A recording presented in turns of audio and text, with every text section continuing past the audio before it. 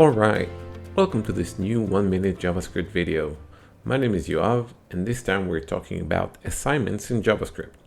But before we do, you know the drill. Please like and subscribe for future content. Now, unless this is the very first time you're hearing about JavaScript, you know about assignments, at least the very basic ones. Assignment being the operation that assigns a value to a variable. Pretty basic. You probably know that in JavaScript you can chain assignments operations in order to assign the same value to multiple variables, like so. You're also likely familiar with being able to use assignments to carry out an additional operation. For example, the addition assignment and the multiplication assignment. There are also corresponding subtraction and division assignments, of course. There is even an exponentiation assignment, which is pretty cool, and a remainder assignment as well. But there are a few more operators you may not be familiar with.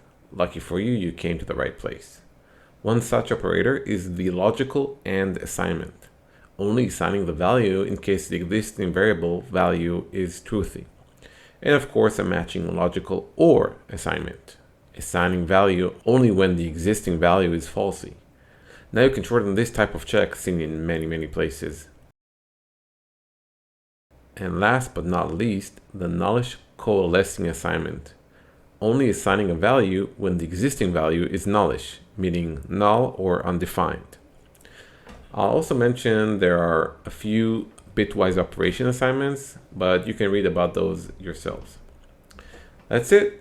You know everything about JavaScript assignments. Now, go code.